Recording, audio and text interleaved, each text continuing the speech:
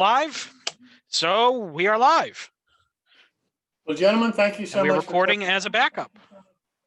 Gentlemen, thanks so much for coming this evening. We really appreciate it. Hope you'll come back often and tell your friends about us. More the merrier. I've got a few announcements. I'd like to talk a little bit about the train show. The train show is September the 19th at 1 o'clock in the afternoon. And we hope you'll all attend.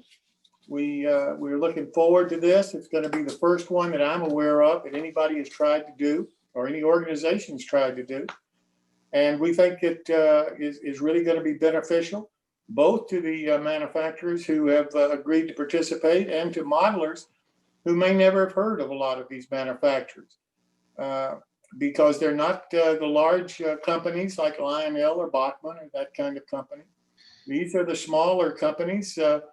You might say mom and pop operations, and we're really pleased that they committed to us and that they're trusting us to try to put this first one on. So we hope you'll participate and tell as many people as you can about it. It's September the 19th at 1 o'clock in the afternoon. We have a second one scheduled for November the 21st and a third one scheduled for January the 16th. And then we'll see where we go after that. If you've not done so, and this is your first time here, please give Dylan your name, address, email address, and the scale you model. And if you don't mind, then we'll, by giving that information on the chat function to Dylan, and then we'll send you an email with all the future times and events that we're going to be having. The next My Bill section that Chris runs is going to be October the 14th. So we hope you'll put that on your schedule and come back. The first one was successful, I think. Everybody seemed to enjoy it.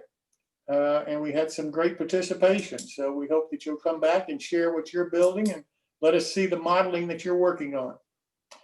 YouTube live screen is going to be tested this evening.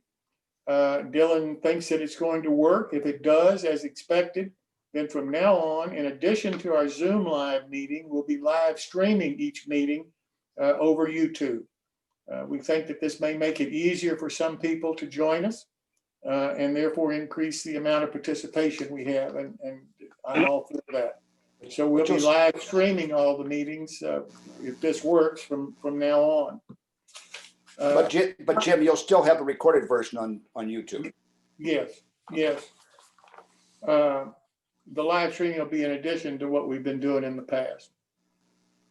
I recently put on my Facebook page, and I talked about it on this show, what tools modelers would need, particularly new modelers. And the question I asked was, what 3 tools would you recommend a new modeler consider that really are important to his modeling?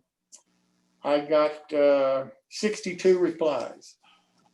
44 people said the most important tool was an X-Acto knife. 33 people said include a multi-scale ruler, a metal ruler. 11 people said a set of flat and Phillip head screwdrivers.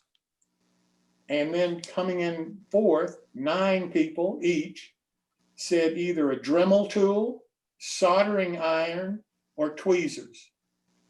After that, the most people were, I think, down 5 or 6.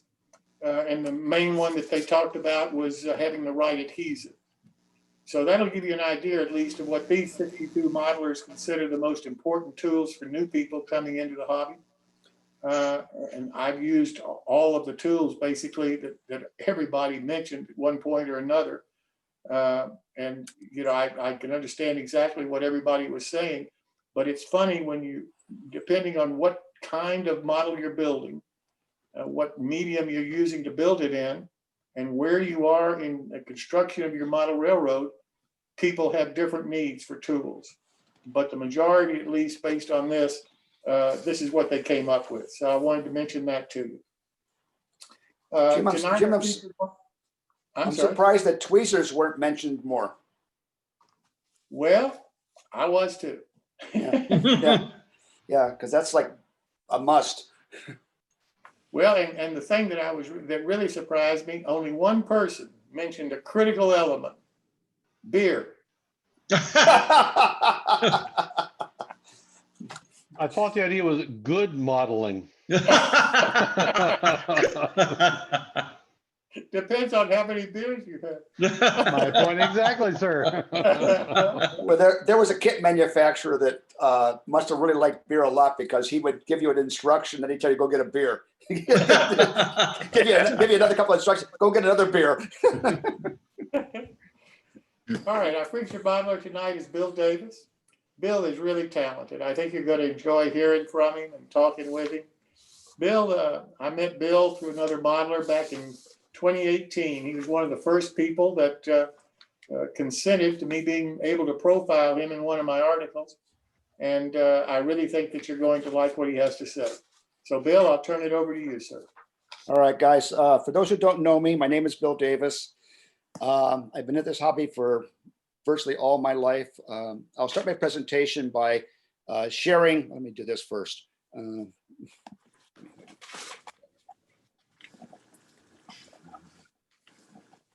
Full screen.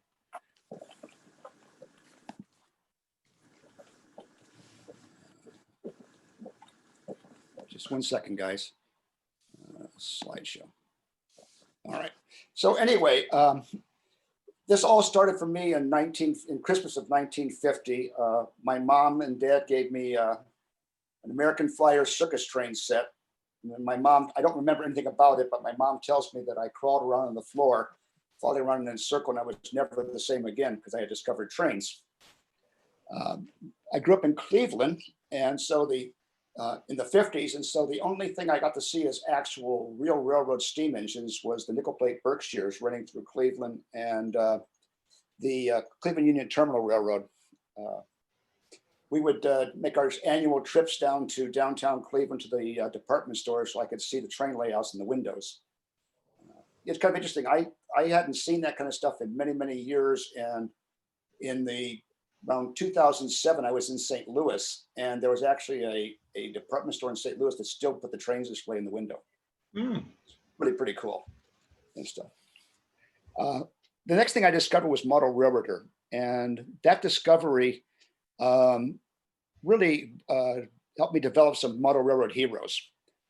Paul Larson, John Allen, Jack Work, Bill Clauser, Ben King are just a few of the guys that I really, really consider my Model Railroad heroes. This was on the cover of a magazine in 1959, but I actually got to see these locomotives and trolley cars of Bill Clauser's in person at a convention, and I don't remember if it was the Cleveland convention I went to or the Indianapolis convention I went to as a kid, but these models are absolutely unbelievable. And in that era, especially, to have that much detail and that much realism, it was just so amazing to me. Hey, Bill, Yeah. you were, if you were trying to screen share there, the screen share didn't come up. Oh, great. Did anything come up in the screen share? Nope. No. Oh, Did wonderful. not. Okay, let me see what I got to do here. Can you click me into screen share? I don't think I could force someone into it. Okay, let me see if I can That's do a this. new one. Okay, let me see what I got to do here. Share screen. Let me try this. Okay, there we go. Am I on screen share now? Yeah. Okay, cool. Yes, you are. All right, cool. Let me get this into full screen then. Okay, so as I was saying, it was in like 61 Oh, yeah. or 62 that I saw these locomotives or these trolley cars by Bill Clauser, and I was like, I don't know, 14 years old at that time. And it just blew my mind that the quality that could be done here and the workmanship and what modeling was all about. Because I was just a kid, so my modeling skills were Zippo. But and then on top of that, you look at this trolley car here, and you realize that this is all made out of scrapboard board paper. I mean, the man was absolutely amazing what he could do, and I just was enamored by the workmanship.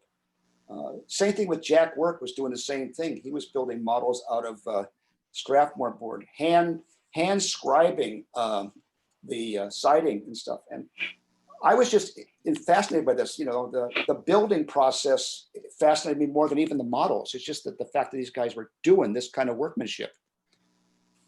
And then in the early 60s, Ben King had this picture in Model Railroader. And Ben King is just an amazing modeler.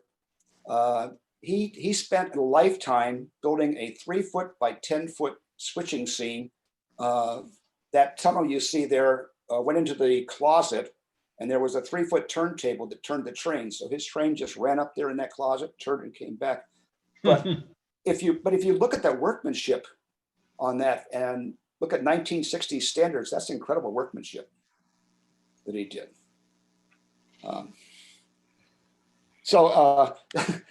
When I went to California in 1963, and at age 17, I had an opportunity to visit John Allen's house and see his layout. And that was a phenomenal experience for me.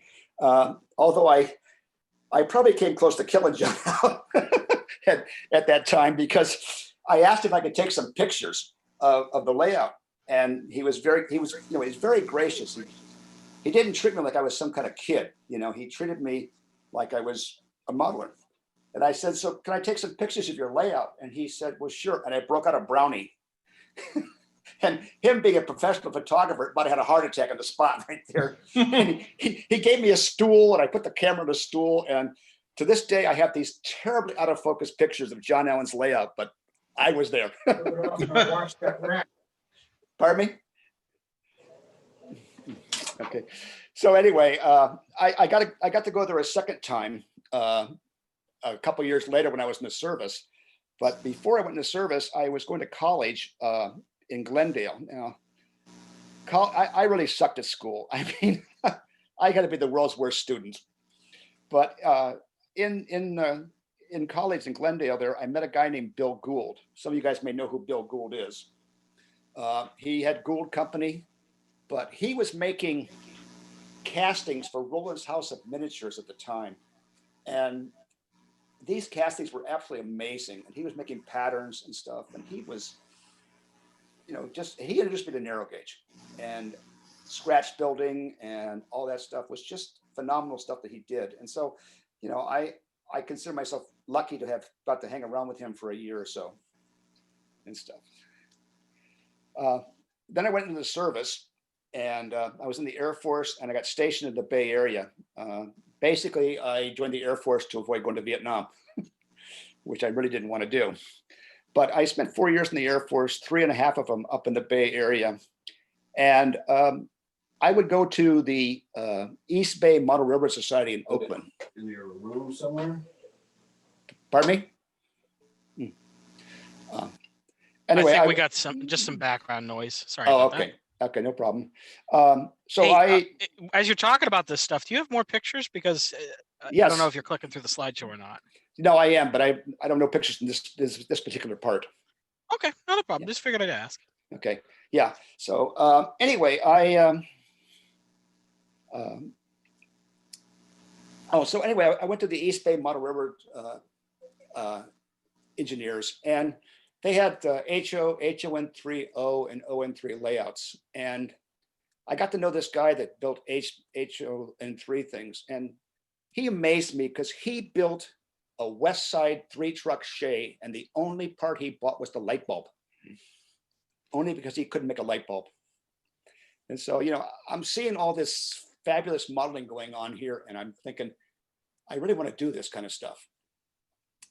And so at that same time, when I was in Oakland, there was a meeting at a hobby shop on School Street in Oakland. And there I met Bob Brown, Cliff Grant, Gordon Cannon, Lee Claus. And these guys were the first guys that were doing, besides the Clauser stuff I saw, what would be considered fine scale, or today called P48 modeling. And once again, I'm looking at modeling that is just over the top. And I'm thinking to myself, I want to be able to do that. Matter of fact, I asked Gordon Cannon I said, someday I'd really like to build a Shay or a Climax like you did. And he said, you ever built a locomotive? And I said, no. He says, start with an 040. And I thought, that's kind of arrogant until I started getting into some serious modeling and realized that you don't start with a Shea or a Climax for your first brass locomotive. So anyway, so that was a really big event for me, because that's where I discovered OM3 and fine scale modeling again and stuff. So I'm really getting into a realization that this is something I really want to do. I want to be able to do fine scale modeling. I want to do super detailed modeling and stuff. And so after the service, I spent a year in college, and then in 1971, I went to LA where my mom was living, and I met my future wife at McDonald's. That's a whole nother story in itself. Anyway, and after I've been married a year or two, I bought a DNRGW high side gondola kit in O scale. And so this is my first attempt at building something after years of being out of the hobby, because of going to college and service and stuff like that. And I remember bringing it out and showing it to my wife, and she goes, that's cute. And I went, no, no, no, never use the C word, never, ever, ever. And and then she asked me the classic question, why is there a steering wheel on the end? And I went, no, that's a brake wheel. Anyway, so I realized that she knew nothing about that. Well, my in-laws are thinking, oh my gosh, first this long-haired hippie kid roped our precious daughter into marrying him, and now he's building trains. So they were less than enamored with what I was doing. However, I had a buddy of mine that I had met at church who had a hobby shop. And so I showed him my models. He says, can I display them? And I said, sure. You want to display them? You can display them. And he called me up a week or two later, and he says, you want to sell them? What? Somebody wants to buy my models? And he says, yeah. He says, not only that, he wants you to build more for him. And that started about, I'd say, close to 20 years of custom model building that I did for hobby shops and for modelers and things.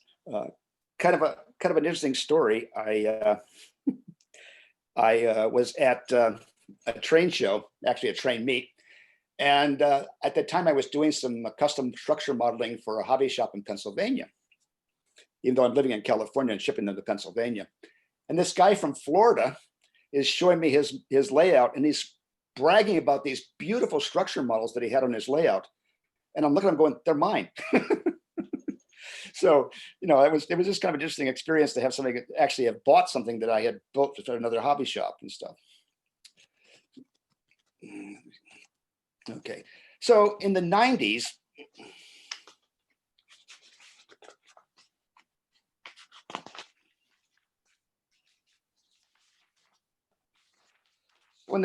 I got involved with some friends around where I lived in Southern Orange County, a gentleman named Ted Edgell and Jerry Lawrence. And we started getting together, and we decided that we would continue meeting and start inviting other people. And so that brought up the Terrapin Society. Now, most of these guys were ex-hippie types. And so we decided that this picture was in RMC, and we decided, Terrapin and Grateful Dead. So we decided that would be the name of our society, the Terrapin Society. And these guys are probably by far some of the best modelers I have ever known in my life. There's just a few pictures of some of the stuff that these guys have done. This is a guy named Doug Ramus. That's just one little tiny section of his layout. And his layout's not big. It's probably, I don't know, 12 by 12 in part of his garage. But you can see the phenomenal rock work he does and the detailing he does, and just beautiful work. This was done by Ted Edgell. It's a scratch-built DSP&P boxcar built from Cornell scale parts, and the rest of it was scratch-built. This is done by a guy named Marty Jones, who lives in Florida. And this is 1/16 scale of an engine that ran in Death Valley called on the baby gauge, which was 2-foot gauge. And finally, this is my friend Randy Scott's layout. And it's a Rio Grande layout that's set in the desert. And this is just one little tiny section of it. It's absolutely beautiful.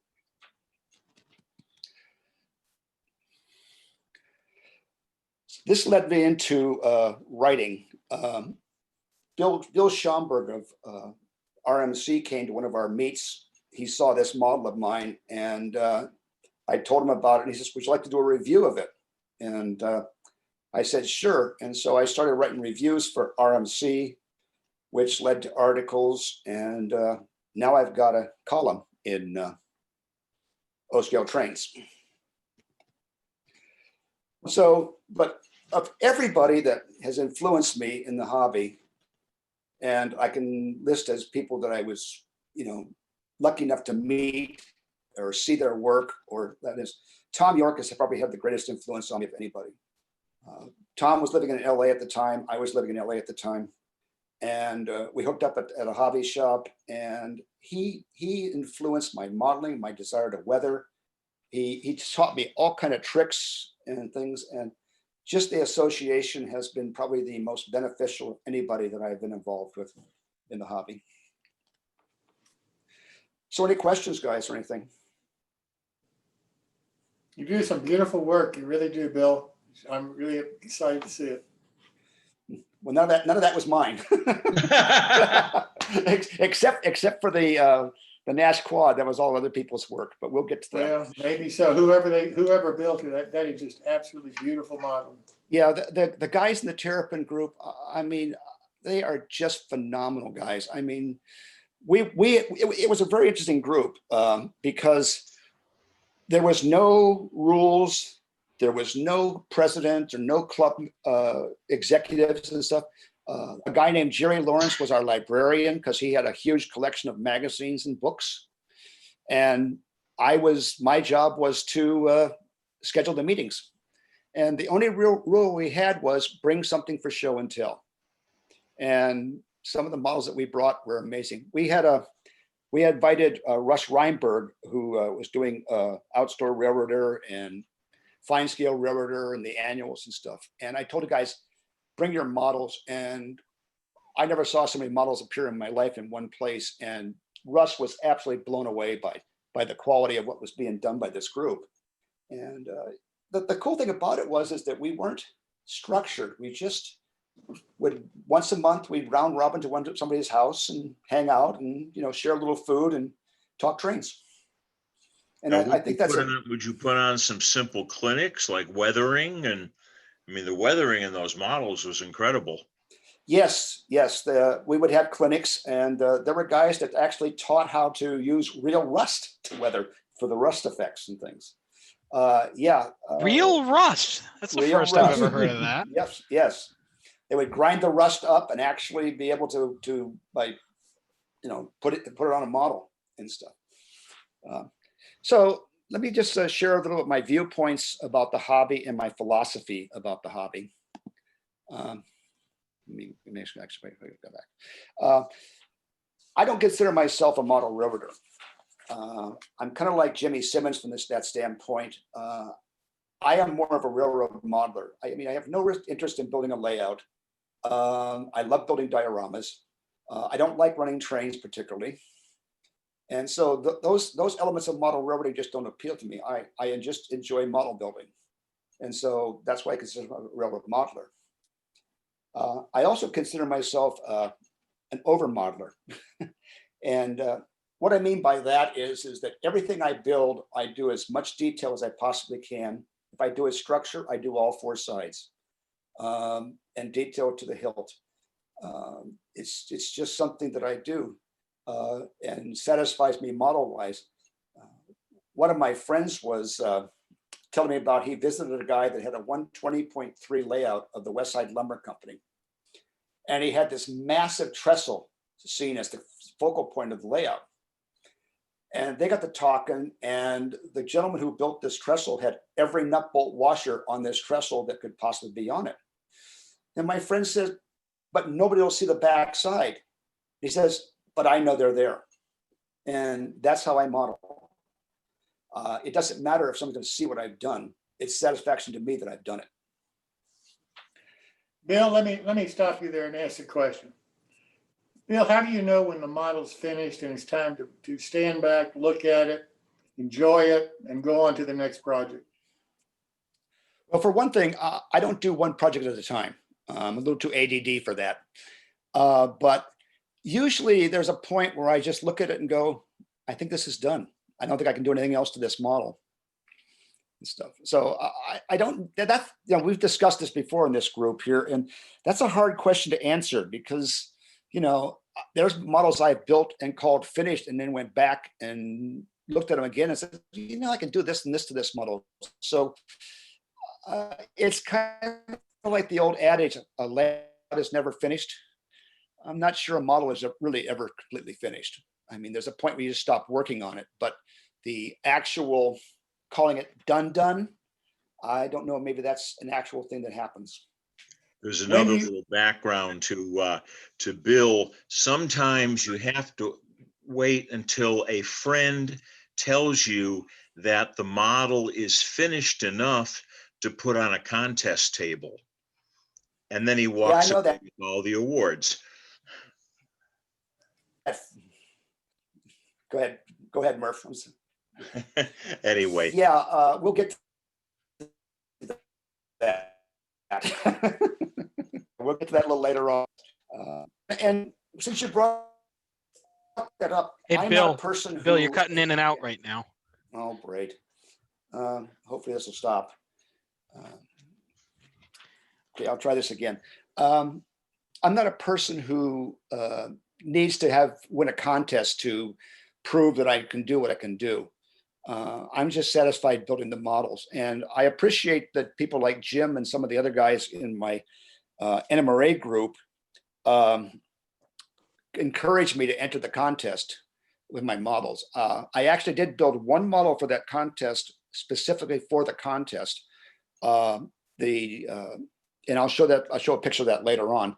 But the James River group had a sawmill building contest, and I've always wanted to build a sawmill. I've had all the parts to build a sawmill.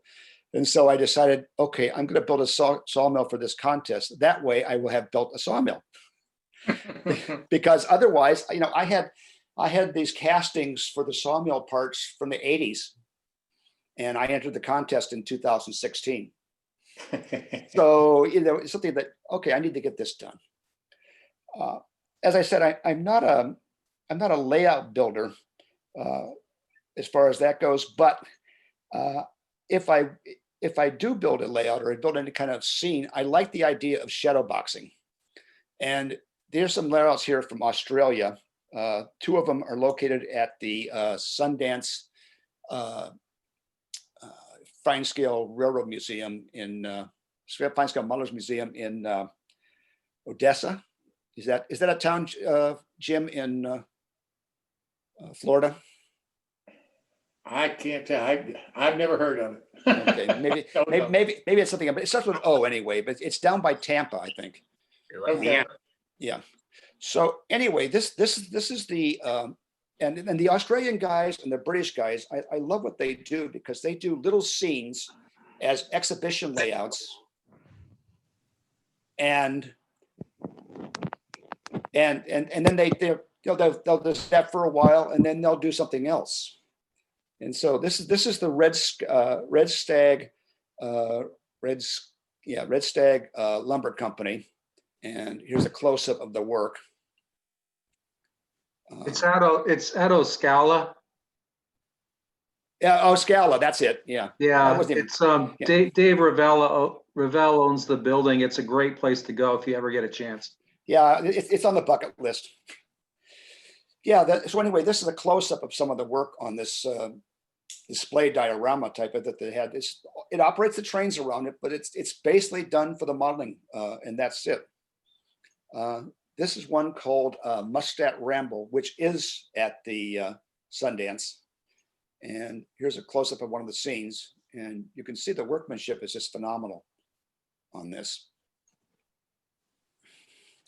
And the final one I'm going to show you is the Dolly Varden something. These are, Dylan, in your defense, these are all ON30. Well, that take it back. The red stag was 0-3, but the last two were 0-30. Yay, I have a defender. Woohoo. And here's a close-up picture of some of it. So one thing that I do when I'm building a model, especially a large model project, is I have a community of friends. And these are guys that I would approach, and I'm going to show you pictures of an open air shed that I built. And I laid this thing out, and I sent this to 10 or 12 of my friends and said, hey, what do you think? Because as a modeler, we can get so close to a project that we can't see anything else but what we think we see for the project, if that makes sense. And so this was the original layout for this open air shed. And my friends went, no, no, no, that's way too crowded. That's not going to work. It's illogical the way you've got it laid out. And so I took their suggestions and I arranged it this way. You can see that I moved the special platform for the drill press, so it's not on the same layout, and some of the other details there. And I moved where the boiler was, and I added some retaining walls around to hide some areas and add some workspace to the model. And you can see how much more open it looks now than it was before. And so this is what it looked like when it was finished. And this model took Best in Show at the 2016 MER convention, thanks to the encouragement of people like Jim who spoke up there, and Jack Jottle and a few other of my friends here. So here's some close-ups of this model. You notice that I got all the grease and grime going down into the pits there and stuff. And you can see the shavings from cutting off, and also underneath the lathe. You see it better here under the lathe.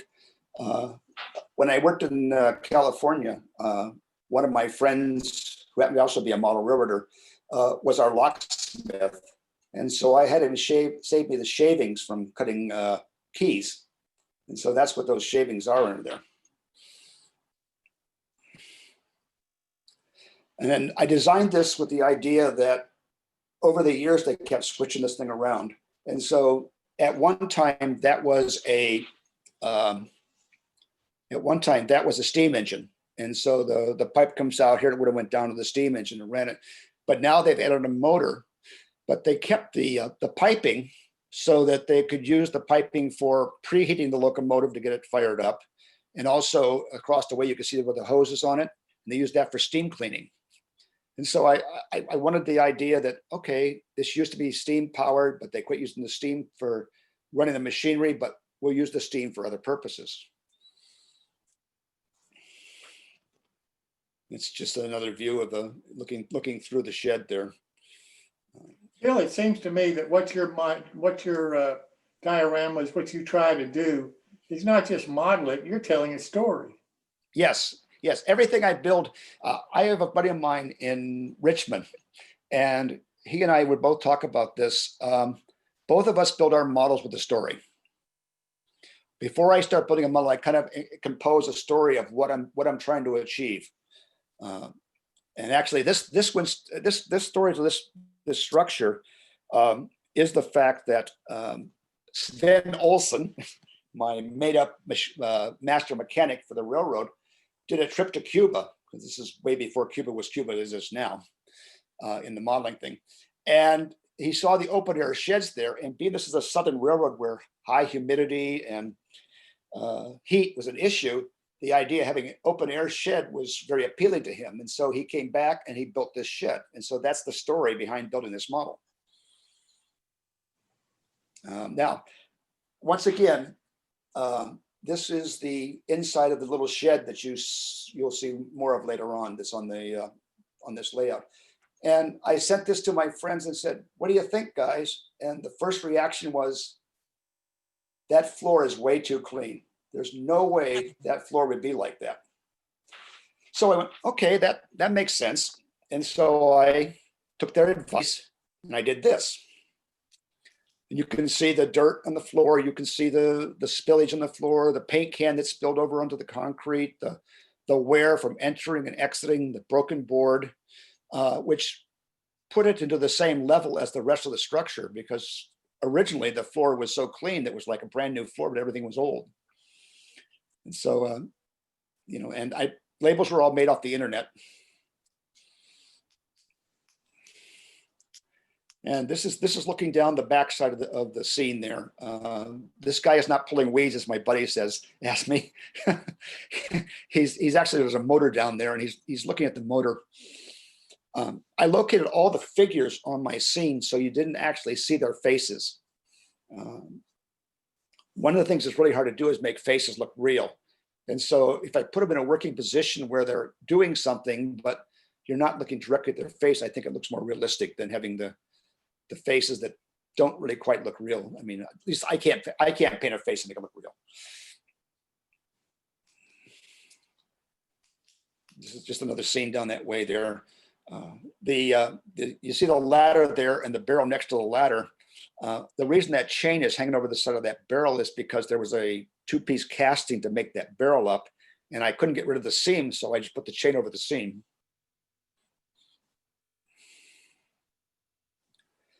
And once again, this is the closer view of that shed.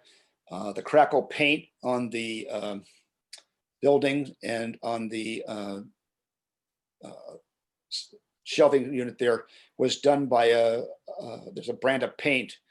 I can't remember what the brand name of the paint is right now, but they make crackle paint. And so that's what I used. And then I went back over with white to kind of make everything fit together. Okay. I have a real hard time building a kit as designed. Unless I'm building an exact specific prototype model, I modify everything I build in some way or another. One thing when I go visit a layout and I look at the guy's model work, and it could be exceptional model work, but a lot of times you can go, oh, that's a Banta, that's a bar mill, that's a something else, and so on and so forth. You know, so I try to modify things so they don't look like, oh yeah, I can identify that, you know. And so my friend Jeff Groves gave me this kit to build for him, actually build for myself, and do a review of, which I did.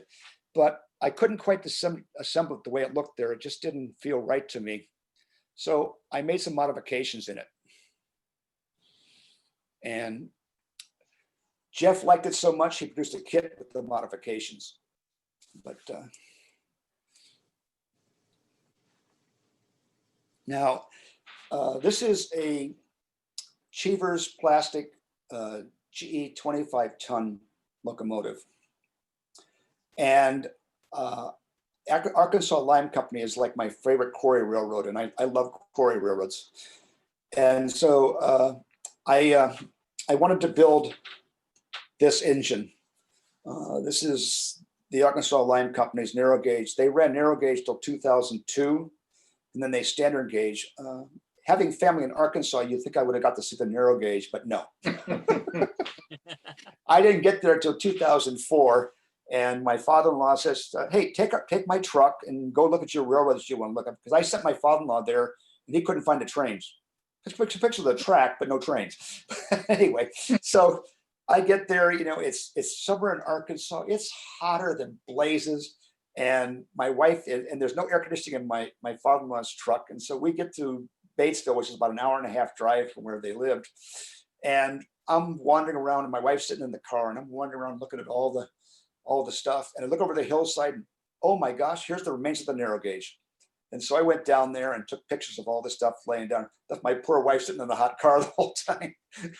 But I took pictures of all that remained of the narrow gauge, which is good because we had moved there in 2005. And this was 2004 when these pictures were taken. And we had moved there in 2005. And I went back in 2006 and nothing remained of the narrow gauge whatsoever. It was totally gone. It had all been replaced by standard gauge. So I'm kind of glad I got to at least see this stuff. So anyway, this is what I turned that Cheevers into, kit into. And I lettered it for my own private railroad because I like to freelance thing because I can tap many sources for my models. So this is the remains of that Cheevers kit. Hey, Bill, is that the one I sent you, or is that one's still coming? Oh, hi, Larry. No, that's the one you sent me. Okay. That's it. And the good news is my son, which I'll get to the next picture here. My son in California for my birthday one year says, "What do you want, Dad?" I said, "I want a couple of Cheevers kits." And he said, "Okay." And so I ordered them and got them. And so, yeah. So anyway, Larry, first, it's good to hear from you. But anyway, yeah, this is the one that you sent me that I modified to resemble the Arkansas Lime engine. Beautiful. Well, yeah. So this is their 50-ton locomotive, and I have 2 Cheever kits that I'm going to build that out of. I have plans for it, and I have all the general information. I'll have to scratch build a power system for it. But I have enough information to be able to build that. And so I want to build that. Now, You might not have to scratch build a power system for it. If you know what size wheels they are, the motors and gearing that I sourced for those repower kits might be a good starting point. It's just a 2mm axle that you would need. I have the wheels and I have the 3mm axle. I don't have a motor. I can get you motors too. All right, we'll talk. Okay, so one of the things that I learned from Tom York, and one of the things I love to do is weathering. The problem with weathering for most people is they don't know what they're looking at, and they just think, okay, rust, that's orange. Just slap some orange on it, it's rust, or wood, it's gray. So I'm going to show some pictures here from a weathering clinic I did of different kind of effects with rust. So this is a shed in the desert in California, actually Nevada. And you can see that the rust for the most part is a dark brownish color. It's not an orange at all, except for this little bit in the back of the building there. But most all of it is a brownish color. Same thing with the building next to it, with the roof you can see there is a brownish color. However, this burn, what do they call that sawmill where they burn the sawdust burner? You can see there's a lot more reddish in the rust by comparison to the earlier picture.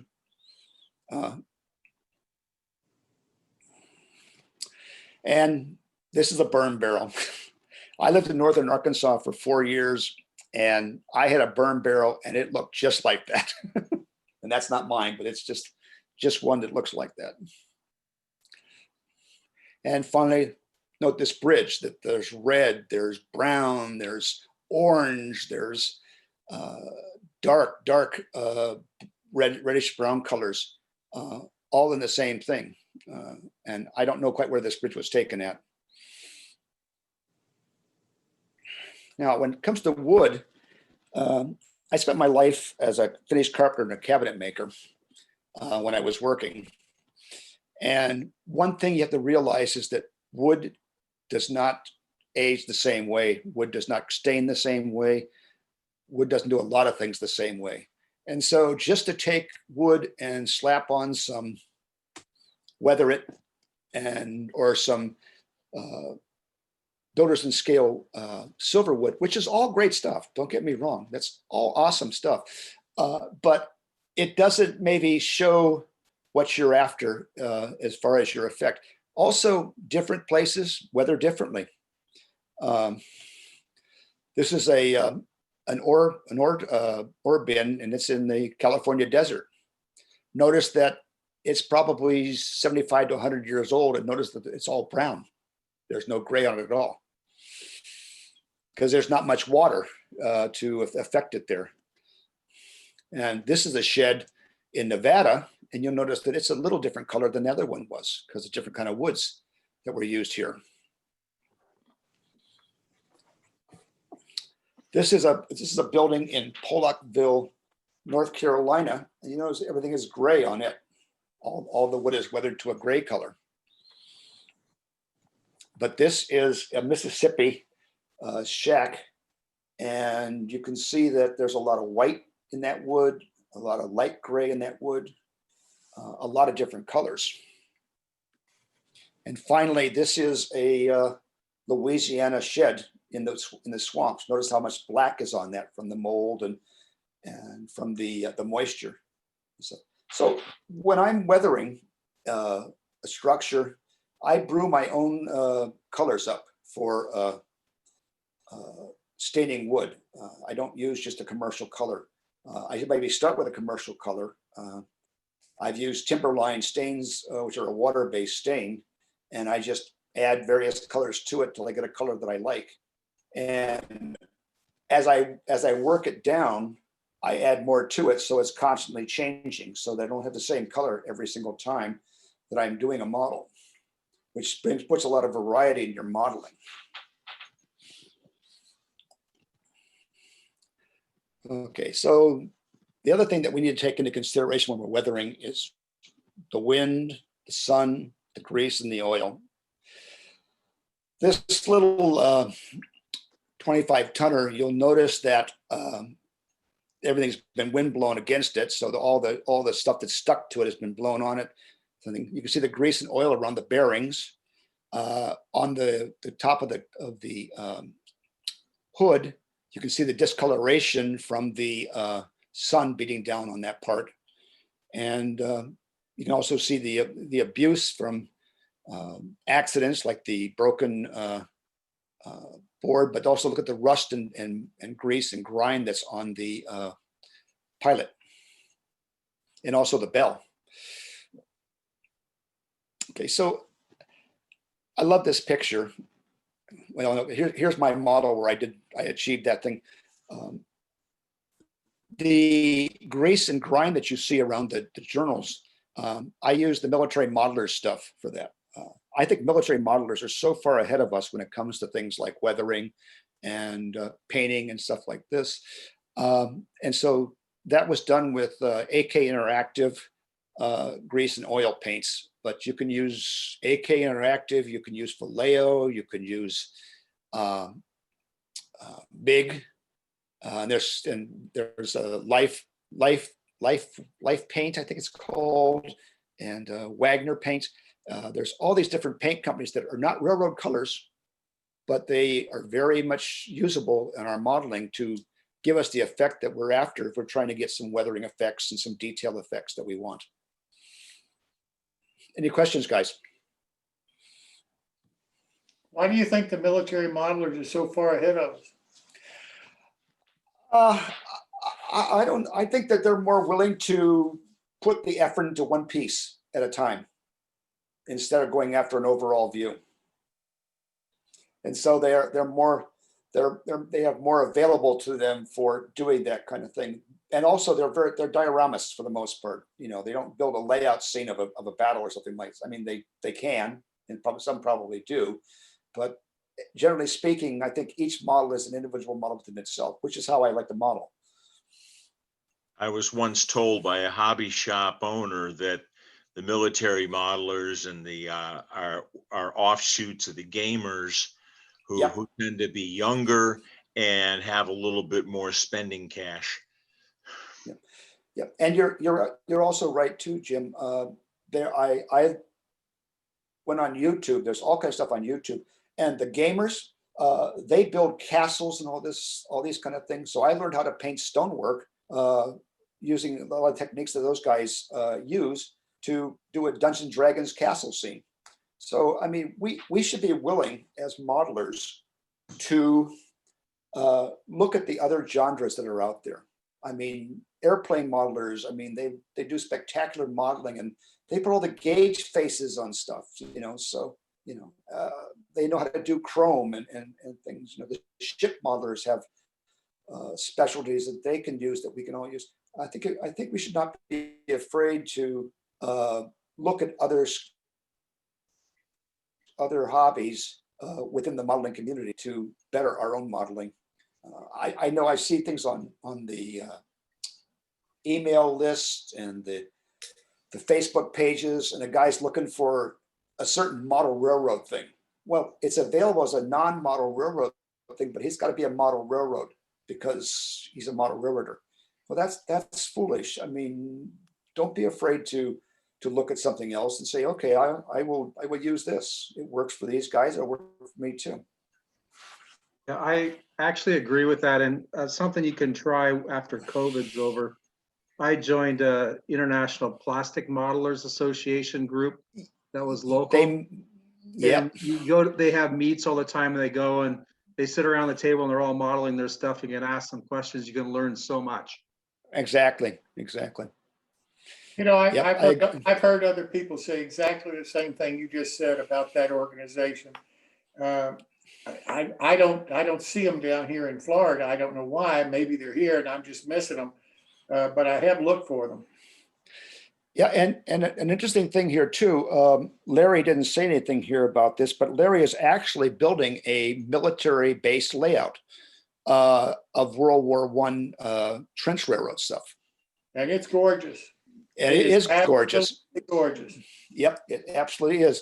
But he has taken the best of both worlds, the military modeler stuff and the model railroad stuff, and combined them together.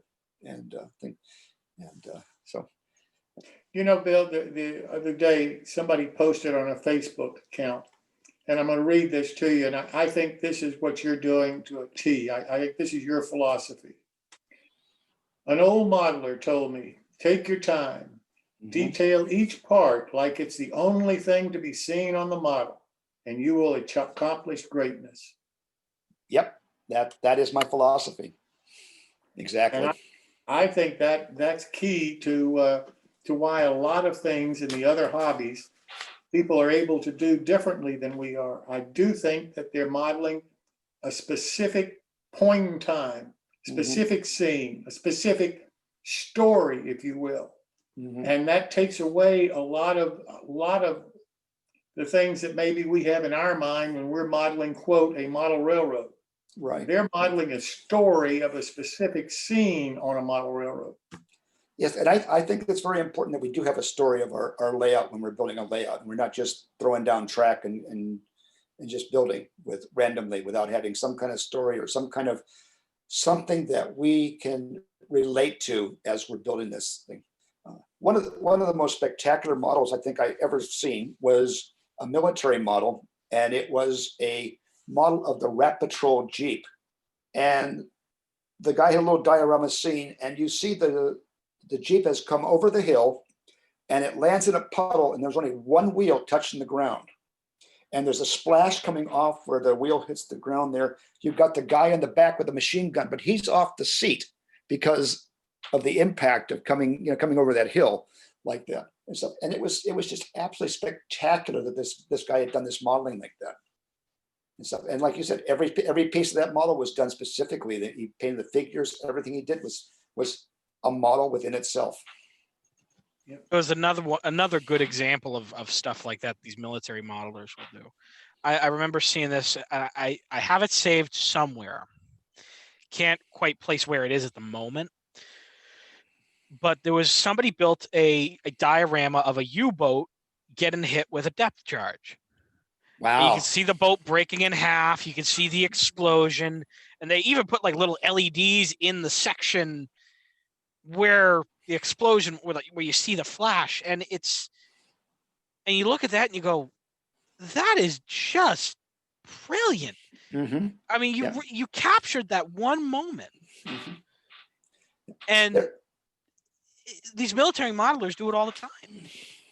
Yeah, there's a great site on Facebook, Damage and Destruction Modelers. You should join that because you will see weathering like you've never seen before. They're not specifically military, but you will see them doing old cars that are in junkyards. Yeah. And you'll see them doing military models and all kinds of different things. And I just can't believe what I see on that page. I would recommend on YouTube, and I don't know if you guys can write this down or not, but there's a guy named Night Shift that does military modeling, and he does these weathering clinics on YouTube, and they're absolutely amazing. And there's a kid, and I'm not sure how old this guy is, but he's really young. It's called Panzermeister 36, and he's a tank modeler. But the things he's doing on this model and the weathering he's doing, it will transfer to everything we do in model railroading, but just just a different extent because of what we do as opposed to what they do. But the technique's the same. And the third one is a guy named Scale War Machines, which does the same thing. I learned how to do the salt weathering through Scale War Machines. I learned how to do the hairspray method for doing peeling paint through Scale War Machines. I've learned about a lot more about doing the grime and grunge around the journals like this picture shows here from watching videos by Night Shift. And so when I paint my junkyard dog model, I'm going to be doing some more of that weathering around the journals like that. But I'll be doing a little differently because I know more about it now.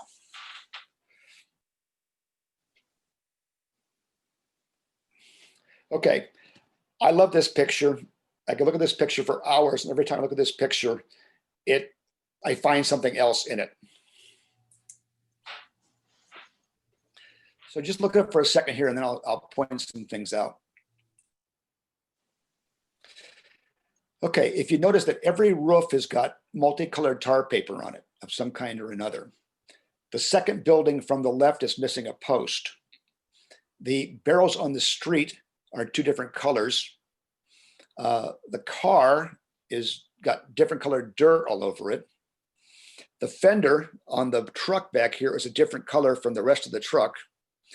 There's a little piece of fencing between the third and fourth building. You've got tires, stuff underneath the porch.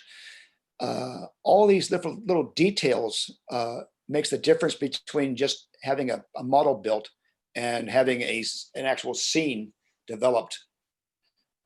It's just a very, very interesting picture of various kinds of weathering in one strike. The fourth building up, if you look at the stairs coming off the front there, it's a different color wood than the rest of the building is. I can just go on and on. As you look at this picture, there's more and more stuff will pop out to you. There's boards on the fourth building that they're either replacement boards or whatever, but they're a different color. It's just a fascinating picture.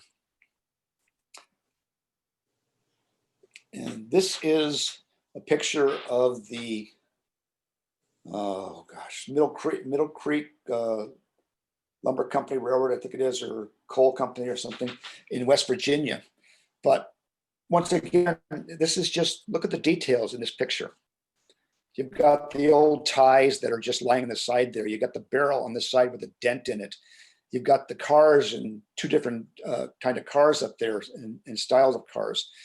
You've got the jack that's holding up the locomotive. You've got the barrels on the grease cans on the locomotive. The grease can on the side there, the air compressor, the truck on the side over here, but there's some signage in the background. There's just, the scene's alive with all the detail in it. And that's something that I like to see when I go see somebody's layout. I like to see more than just the basics down there. I like to see some really detail, some really well done modeling. Okay, any question, guys?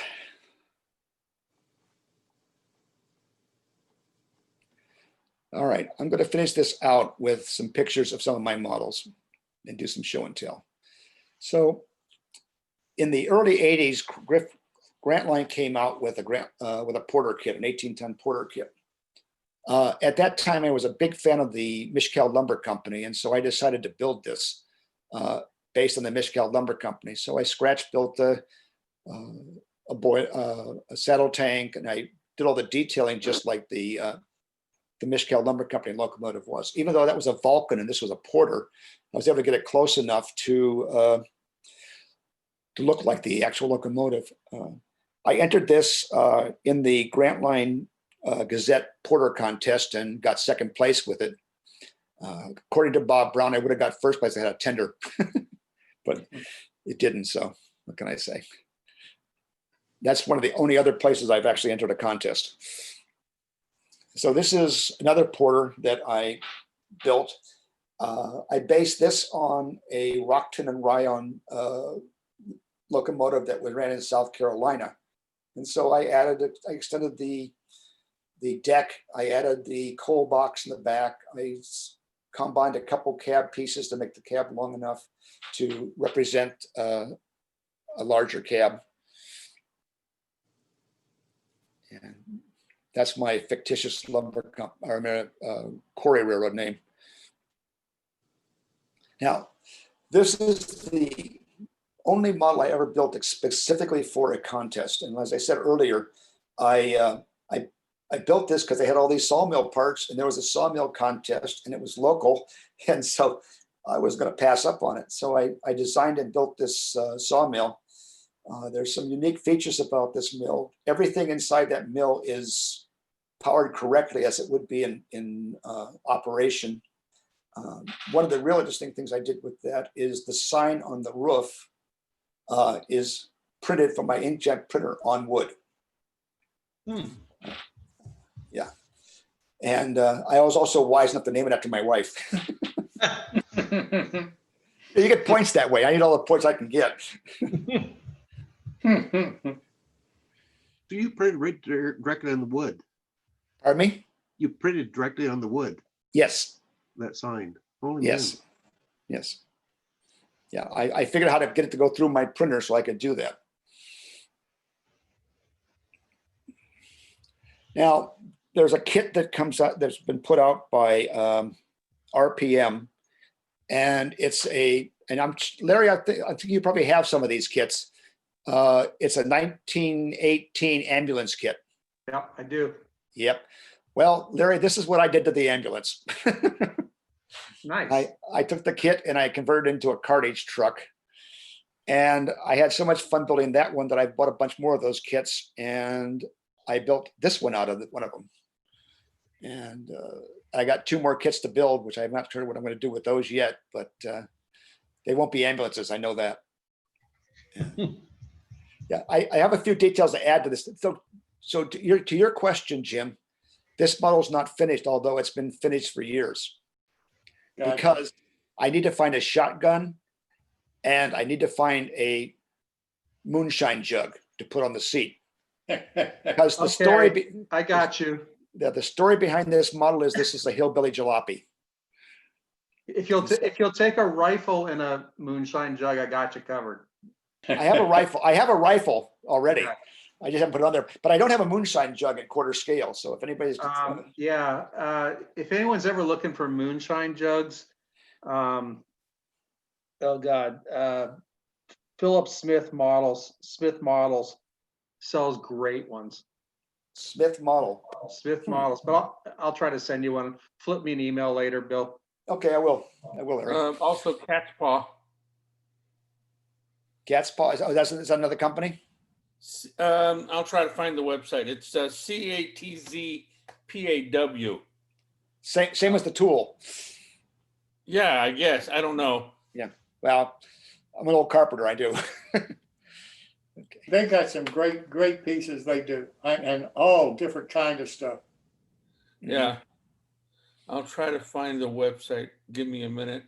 Okay. Larry, what's the name of the Smith? Is it Smith Models? Smith models.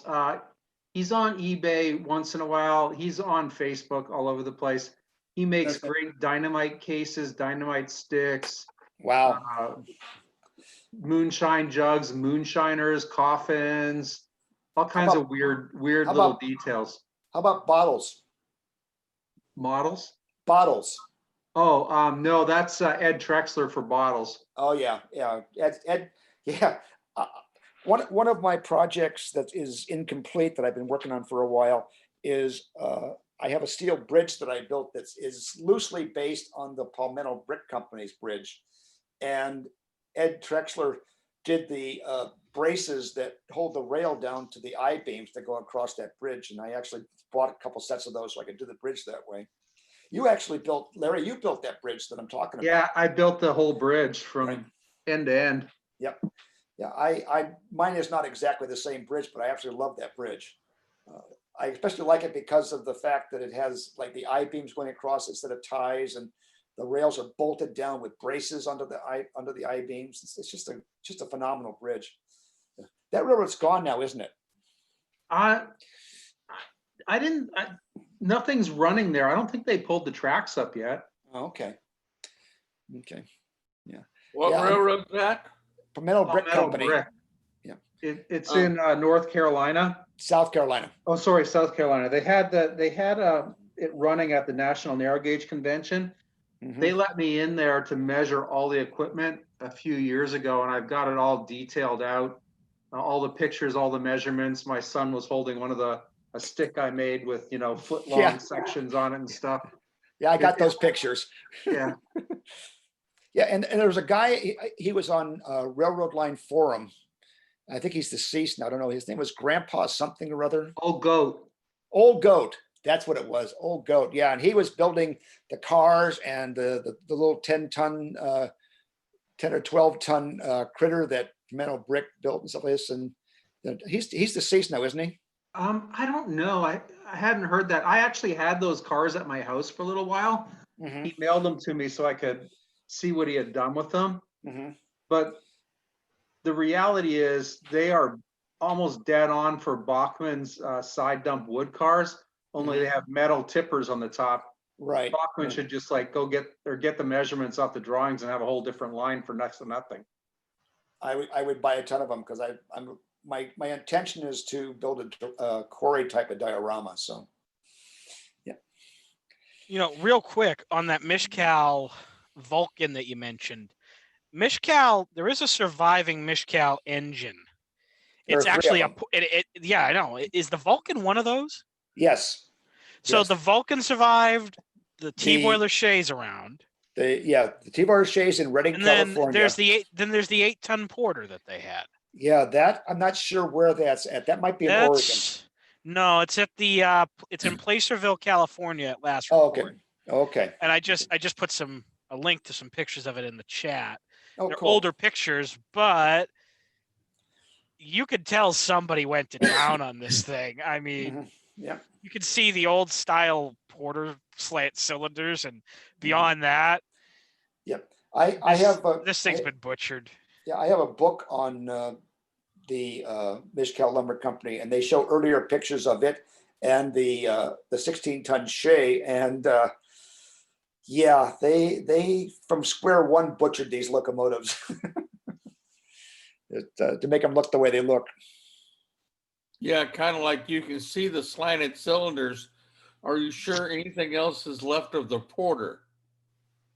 Yeah, well, mine don't have slanted cylinders on it, but the one that Dylan is talking about is, yeah, the frame and stuff like this is all the same, but the boiler and the frame are the same, but the saddle tank and the cab and stuff like this isn't even close to the original.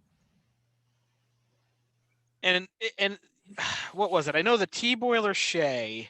Mm-hmm. I know that one got a replacement boiler in the 30s. Right. I know that because there was some discussion about it, and Lima's like, "Wait, there's still a T boiler out there." Mm-hmm. Yep. What was it? Was it a welded boiler they did because they were doing welding at the time? I can't remember. I don't remember, but yeah, I know they rebuilt it. I know that. No, I know. And the sad part is you look at where it is now and what it is like. Wow, you've got a replacement boiler on that thing. Run it. Oh yeah. Find a place to run the thing. Yeah, and when we were traveling through California, I was trying to get to Redding in time to see that locomotive, and unfortunately, I got there after the place was closed. So I got pictures of it through the fence, but I really wanted to actually get up close and see it in person.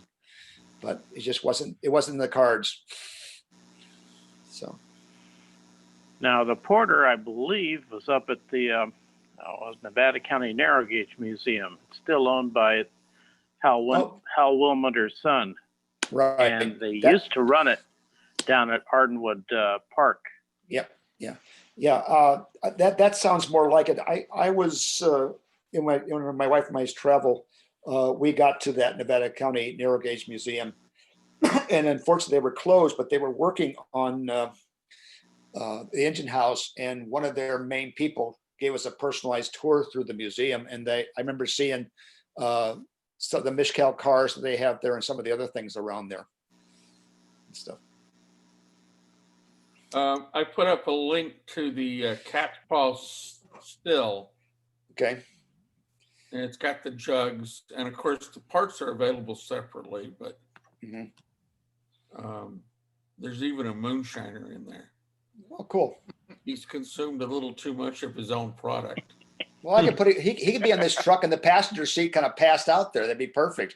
Yeah, he's holding the rifle, empty moonshine jug. Yeah, Sounds would be- perfect. yeah, consumed a little too much. Yep. Yeah, there's a really cool movie about moonshiners called Lawless. If you ever get to see it, it was about the 30s in Virginia, about this family that was doing moonshiner, and the organized crime people came down and tried to take things over, and it didn't go well for them. I feel sorry for the crime lords there. Oh yeah, like I said, it didn't go well for them and stuff. But it's got exceptional scenery in it, and buildings and vehicles, and it's a cool story. If you get a chance to see the movie, it's well worth watching. It's really interesting, especially for us modelers to find 30s kind of information out. Okay, so this is a workbox car that was on Texas Logging Railroad. And I show this picture here because I've shown the model I built in this picture, and everybody goes, that door's so weird. But there's the prototype, and there's my model of it. And I put the door on it like it has on it. Like I said, people go, why is the door like that? So, and if you think of something, the prototype railroads already did it. Oh yeah. And the interesting thing is, this is a standard gauge model of P48 standard gauge, and the trucks there are actually ON3 trucks that I made new bolsters for and new brakes, shoes and stuff for it. So it could be standard gauge, because I needed a 5-foot wheelbase truck. And so that worked out. Oh.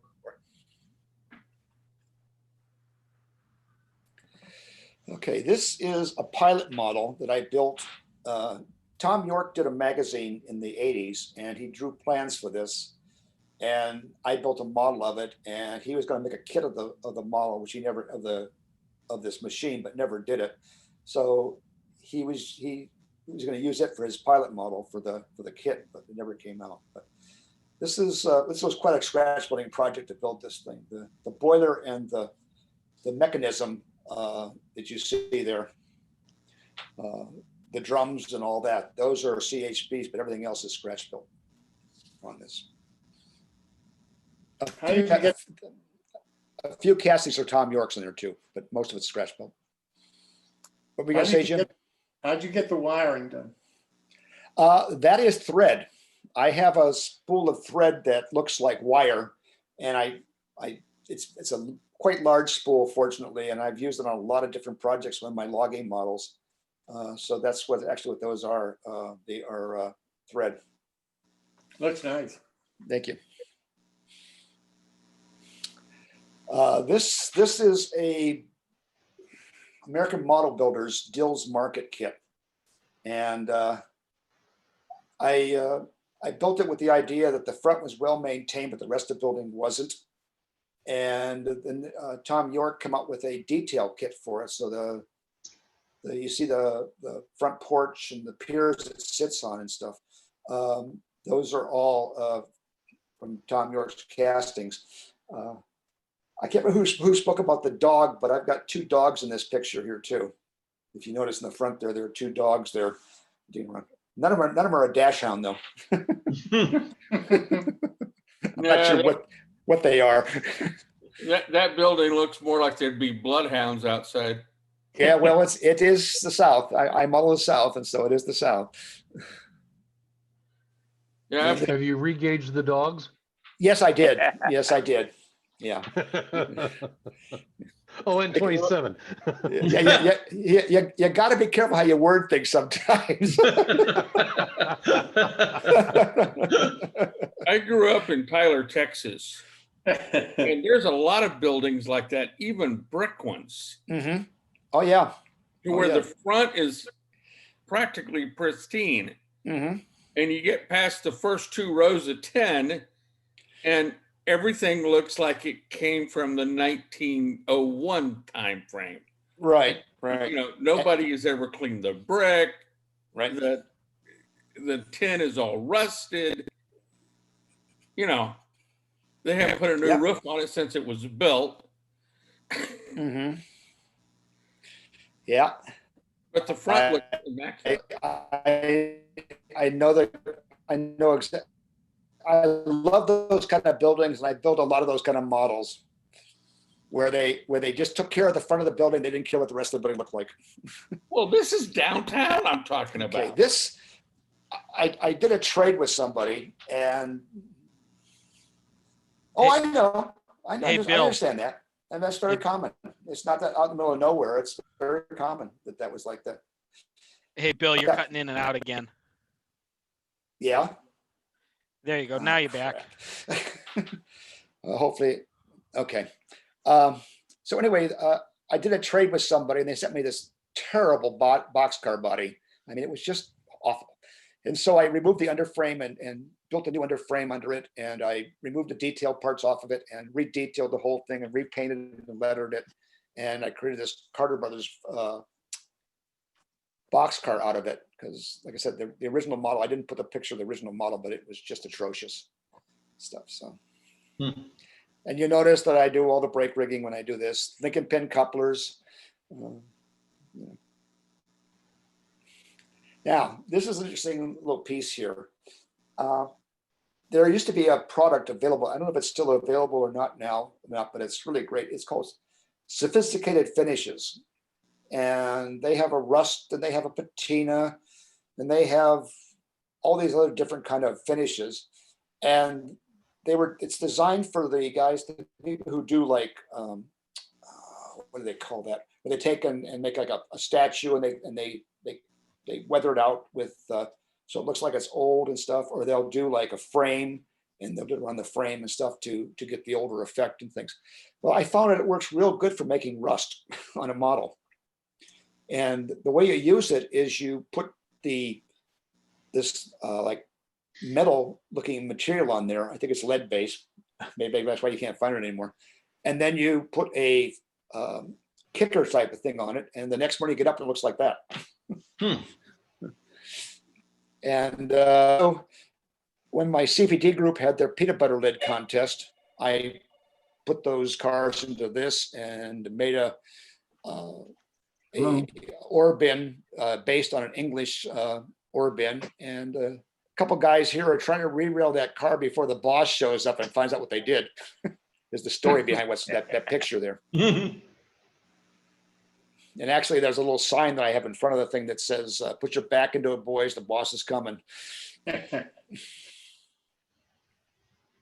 Now, you may remember that Steve Milley was talking about some of the kits he was building and having guys that would approach him about building a building. Well, I approached him and said, would you make this building and make a great O-scale kit?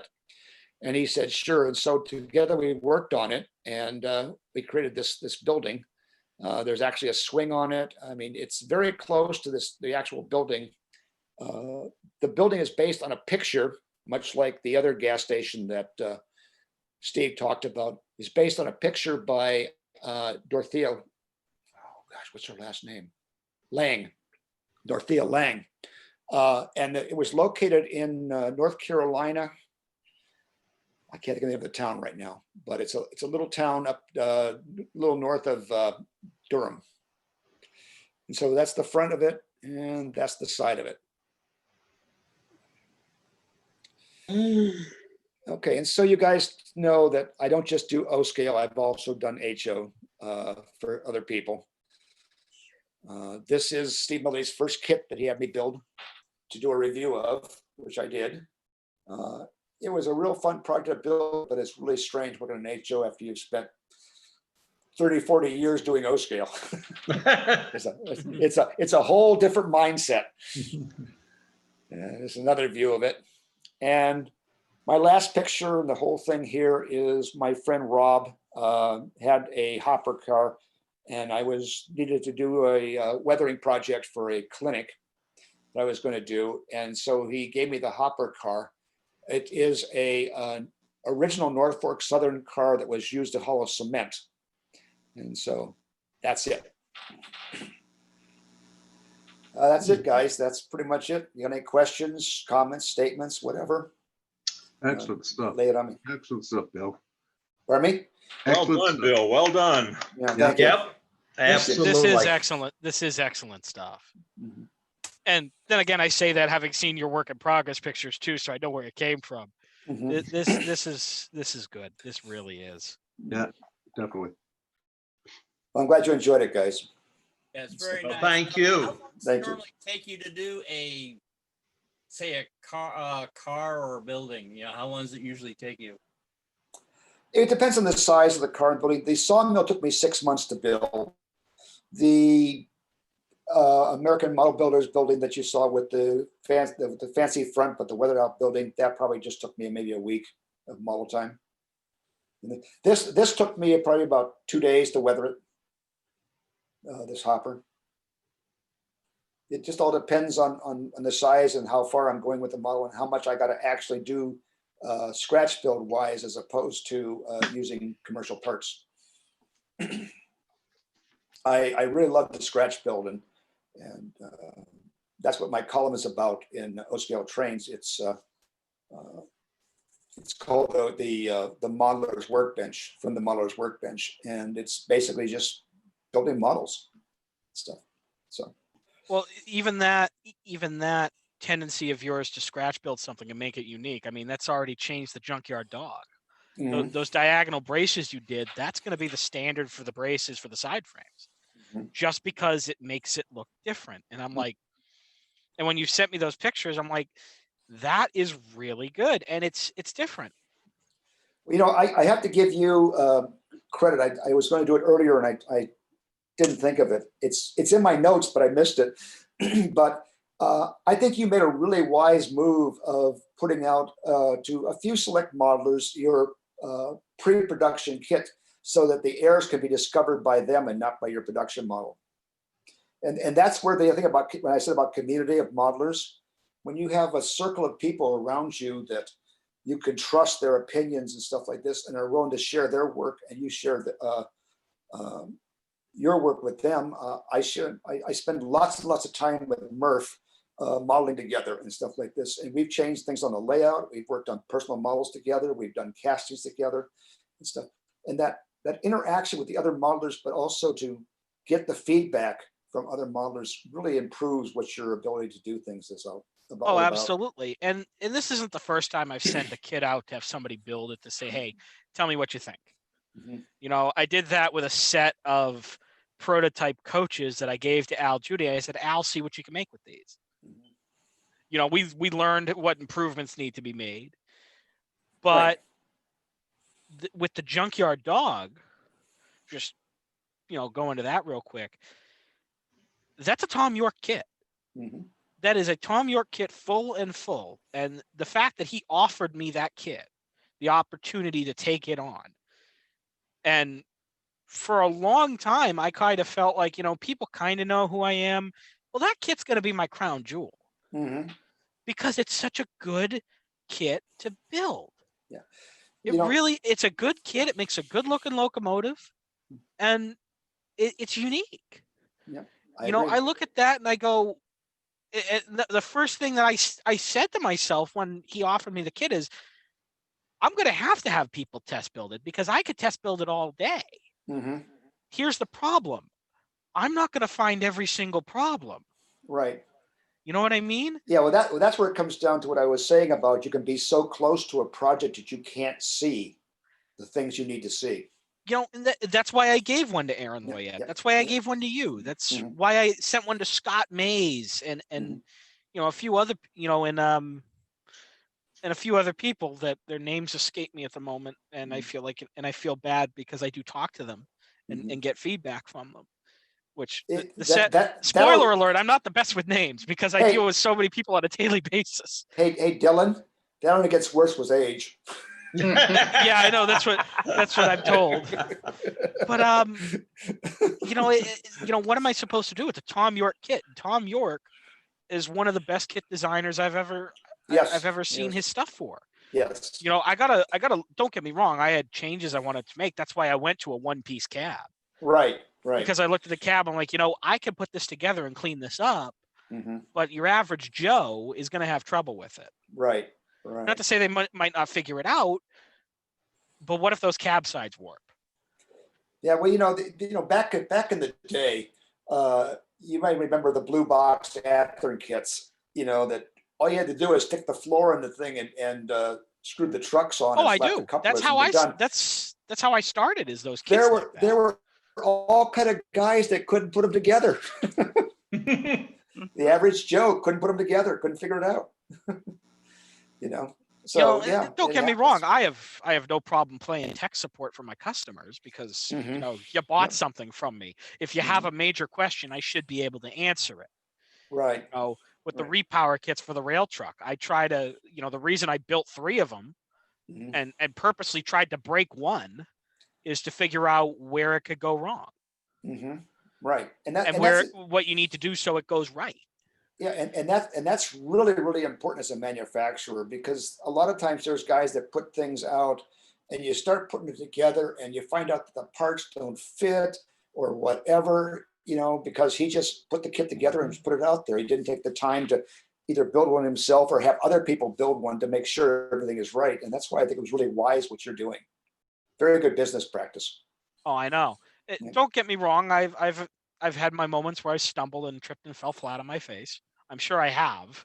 Do I know what those fall flat on my face moments were yet? Not really. I think the worst one is I forgot to email somebody instructions once. Yeah. Which they emailed me back and said, "Hey, I never got the instructions," which I did that with a few people, but easy correction. Right. It's just a matter of, I forgot to email the file. Let me email that to you. So at least that way you've got it and you know what you got to do. That said, even some of the simple kits, I try to keep it simple in a way where most people should be able to figure out how it goes together. And if they have questions, I'm right here. Right. Most of the best parts are like the cab kits. Those are easy. Because, at this point I just do 3D printed cabs. Right. And they just drop right in, which is great. The new thing is eventually I'm going to start putting, mag fasteners in on all these cabs. Oh, wow. Cool. Well, the idea was I got the idea because I saw Athearn did it with some of their locomotives. And I saw Dowpool did it with some of theirs. Right. I'm looking at it. I'm like, using a magnet to secure a roof. Okay, well, could you use it to secure a whole cab? Sure. You know what I mean? So why not? Stuff. Yeah. And like I do it with the Heisler cab. I give out a set of mag fasteners with those. I just lucky me. I found a source of bulk magnets.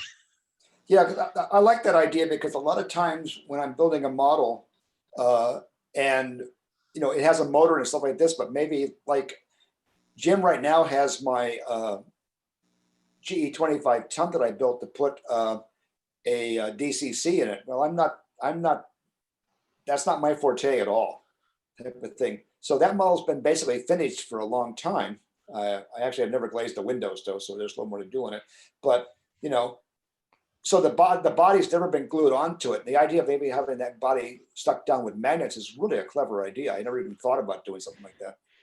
Well, I figured that, let's say you build a model and you want to go back later and, I don't know, do the cab interior. Because you've done everything else on it and you finally get the courage up and the wherewithal and the skill set. And you're like, you know what? I want to super detail the cab. What's easier to pull off? Just lift it off a magnet? Or, if you have to, you take a little spade and you pop the magnet off? Or you have to, try to, as opposed to or trying you to get lose all the screws out. or you lose all the screws when you're undoing it. Exactly. I can't tell you how many times I've lost some of the screws on some of these Bachmann engines.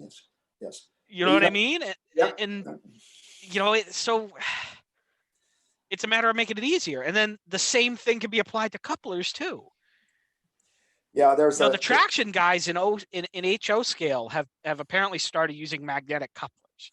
And I saw that. I'm like, oh, you could do a link and pin like that. And that's something I've been fiddling with. Yeah, I know you started doing that. Larry Knapp basically proved the concept. I just made the housings for him. And he proved the concept that it works. Wow. Are you stuck in a certain orientation of the train? Yeah, but you get the look. Yeah, and that's what I'm after too. So I used to know a guy in Arizona. He's deceased now, but he actually did link and pin couplers on his layout, and actually pulled pins to do it. Who was that? Just for reference, here's Bill's locomotive. As you see it, still in process here, complete with. You can't show it till I go off here. Wait a minute. All right. Okay. Yep, there it is. Yep. There is your Up higher, Jim. locomotive. Jim, higher. There you go. Okay, very good, very good. And now if I'm careful not so if you tilt and you see it slide off, just, don't bother coming over to the house anymore. But yes, work in progress. Yeah, it needs lights too, Jim. Yeah. Don't forget the lights. Nice job. Yeah, there you go. Up, and there is the inside. Show that. Yeah, that's the mechanism I built for it. There it is. There's a hand-built mechanism. My compliments on the axles and wheels, which were hand-turned by a semi-expert machinist. Wonder who that could be. I wonder who that could be. And of course, the shameless plug for my buddy Dan Ackman, who has a brand new 3D printer and was looking for a way of exercising it. So he made this out of an old logo for my private short line. That's the Berkshire short line. The line of BS will take you where you want to go. It was promotion. Thank you. No, I have to say too, on January 6th, Jim is going to give us a great presentation concerning lighting. And Jim is an expert at doing that. He put marker lights on one of my cabooses, and he's doing another one of my cabooses. And we're talking small LED lights in there, huh, Jim? Yeah. It's of a millimeter on the long dimension, and 32 gauge wires going in and out. It's a challenging. When you were talking about modeling tools a little while ago, one omission was high power magnifiers. Yes.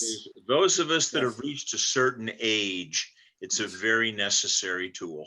Yeah, and the problem with my magnifier is it's not high enough power anymore. I just bought recently a strap-on thing, not the big heavy one, but it's got a whole bunch of plug-in magnifiers, and the biggest one is 5x, but you can put two of them on at a time. Yep. Yeah, and I just ordered, it's supposed to be here Friday, just ordered a new magnifying lamp. I got out my soldering iron. You're talking about 32 gauge. Yep. Lope Sound uses 36 gauge. Oh, wonderful. And I want you to remind you that probably the hairs in your beard are about 30 gauge. So, really? Yes. Yeah, Put you're the probably mic right. on them sometime. Well, Yes. I'm not that interested in what size they are. Well, the interesting thing about the magnification things is I spent my lifetime being a finish carpenter and a cabinet maker. And in my mid-40s, I found I needed glasses because I couldn't stretch my arm out far enough to reach my tape anymore. That could be a problem. Yes, it was. Yeah. Jim, Bill showed us the mules that your wife hand painted for him before I think you got on. And she does fantastic painting. I mean, just unbelievable stuff. Yeah, well, she goes from large to small. She also did the backdrops in my layout room. So I have the Connecticut Valley of Western Massachusetts wrapping around my layout room, which is the layout with the house under it. So there's the wall wraparound wall murals are all hers, and they're just scenes of where I grew up. So that's it. It's been kind of nice. Well, I'll tell you, if she's ever interested, we'll schedule her a time and she can show us how she does all this painting, because I'll tell you the photo that Bill showed before you got on the work she did on those two mules for him, I've never seen anything like that. That was just fantastic. I feel the same way. Yeah, she was describing the paintbrush she was using as two hairs in air. Yep. Well, I think it would be interesting for a lot of us to figure out how on earth she does that kind of work, because it's unbelievable. I'd love to be able to try it, just try the techniques, but I wouldn't even know where to begin. I wouldn't even know where to begin. Yeah, just some really small brushes, a little O scale or even HO scale figure, and a great magnifier. A magnifying lens on a lamp is very useful. We have one of those, and fine magnifiers are really the key element to do that with. I bet. Well, it's actually gorgeous work. Well, maybe Jim, when you do your time, maybe you can have Nancy do some of it too. Yeah. Oh, by all means. And yeah, she's much more interesting to watch when she's at work. Yeah. Fascinating. But we all have our talents. Bill, let me ask you a question. You mentioned your community of modelers that you rely on to look at stuff you're working on and give you their advice and so forth, because you may be too close for the forest to see the trees. Exactly. Are all of these modelers O scale? For the most part, yes, but not totally. Yeah. Yeah. I've learned an awful lot from people that don't model in my scale. And I feel the same way about scale as I do about the different hobbies. I think we've got so much to learn from each other if we just put scale beside it and not worry about what scale you model necessarily, but the talent that you bring. Well, Murph is my modeling partner. I try to get to his house at least a couple times a month, if not more, on a Wednesday. And Murph's layout is HO, and I don't do HO, but I've learned tons of stuff, and I've done some really fun things on Murph's layout because I'm, with the opportunity to work on a different scale. Same thing with working on my friend Rob Russo's thing. That hopper car was Rob Russo's, and to have an opportunity to work on something like that, which is totally different dynamic for painting and weathering than it would be an O scale model, because you got so much more you have to do in an O scale than you have to do in an HO model to get the same effect and stuff. So yeah, you're right. Scales are just like genres, and you can learn a lot from other people from different scales and stuff. One of the guys in Lone Star region in Dallas does Z scale. Yep. And yeah, he does Z, does excellent work. Even did working windshield wipers on an SD whatever. Wow.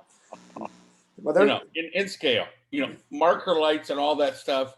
You talk about small little LEDs, and he uses lots of fiber instead of trying to put the LED in the light. Yeah, they're one of my magazines I like to read is they have to do. Okay, because they're so small. Think about that kind of what we can learn as I do S, you do O, but these guys have to do phenomenal little bitty details because their models are so small. The one of the magazines I like to read is Narrow Gauge Down Under, which is an Australian magazine. Great magazine. The latest issue had a guy in there that was building a layout scene, and he was doing it like in 1/300 scale. Oh, cool. And the track, I mean, it's run with magnets rather than on the. It's got you're breaking up. Down. Bill, you're breaking up again. It's pulling the trains around as opposed to modeling for all right, hang on, come on, buddy. Is that better? No, okay. Yeah, anyway, the guy was doing some really, really small scale stuff, and there's amazing how small things can be done. Yeah, but we can learn a lot from that. To, the door latches are too small. I can't do those. Yeah, well, you can. It just, you need a 5x scope instead of a 2x. I have another friend of mine. His name is Mason, and he's a jeweler. And he has made amazing little things. Just well, of course, his jewelry stuff is amazing, but he's made like little trucks and little cars and all kind of little things that he's made up and carved waxes of them, and then cast these things and stuff. So yeah, you can do any kind of thing in any size. It's just I'm not sure one to take the effort to do it. The jeweler's catalogs. There's one here, Grobet, and but they have a mascot. Mascot Tools is all stuff from other lines that they have, which is all jewelry stuff. Right. Yeah, he sends me catalogs every once in a while, some of the jewelry catalogs, and they're amazing and stuff. Yep. Hey, what's your painting in the background? Oh, this one? Yeah. Something I found and modified heavily. I think it's an SP boxcar, if I remember right. SP narrow gauge. Oh, okay. I thought maybe it was V&T, but It might be. I can't remember now. Yeah. And I had to look up the picture. My head's in the way. Yeah, because I know that you. I've seen it a couple of times that you've been on here with the background. I always wanted to comment on it. That was a really cool picture. Oh, yeah, it is a cool painting. Yeah. But it's not a painting. Oh, cool. It's a photograph that's been put through a process. Right. Yeah. There's a guy that has a whole bunch of pictures of old buildings that are done that way. They're actually photographs, but he's been processed look like paintings. Yeah, Corel put out one of the first. I can't remember the name of the program now, but way back, it's been around for years. Corel Painter. Okay. It takes a photograph, turns it into a painting, and it's been around for, oh gosh, I don't know. It's up to like version 9, and it is available on the Mac for those of us who do Mac. Yeah, good, because I'm a Mac person too. Oh, you smart man, you. Yep, I am. But you do the wrong scale. You should do S. Well, I started off at S, but then I got bigger and bigger. What could I say? Well, I do 1 to 35, 1 to 24. So yeah. I just got a book in the mail. One of my friends in Virginia turned me on to it. It's a guy named Roy Link, and he does the Crow's Nest tramway, which is a quarry railroad. He's done it all his life, type of thing, in various scales. And most of this book is 1/35th, or 3/16 scale, whatever that works out to be. 3/16 is S. Yeah. So 1 to 64. he shows how he builds his track work and how he builds dare you engines go and all again. kind of stuff. And the funny thing about it is I had to order the book out of England because he's English, and the book is $9.95, but the shipping is $11.50. Yeah, I have run But into anyway, that. it's a pretty cool book. Yeah, it's a pretty cool book. So far, I haven't actually read it, but just looking through it, stuff like this. I'm trying to think of his name right now. He does the Yosemite Valley in HO. Oh, Jack. Yeah, Jack Burgess. Burgess.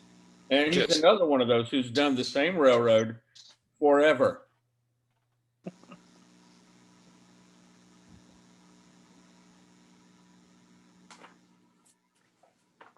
You're hung up again, Bill. Well, listen, while Bill's trying to get his straightened out, let me make one last announcement, and then we can continue as long as you guys want to. Next time. Yes, yep. After the rest.